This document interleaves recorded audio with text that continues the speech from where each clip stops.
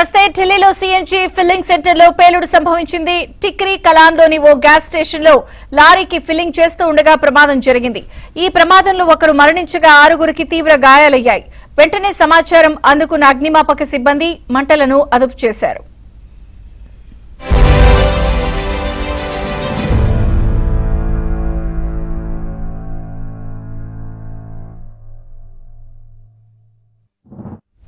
ఈ ప్రమాదంలో ఒకరు మరణించగా 6గురికి తీవ్ర గాయాలయ్యాయి. వెంటనే సమాచారం అందుకున్న అగ్నిమాపక సిబ్బంది మంటలను అదుపు చేశారు.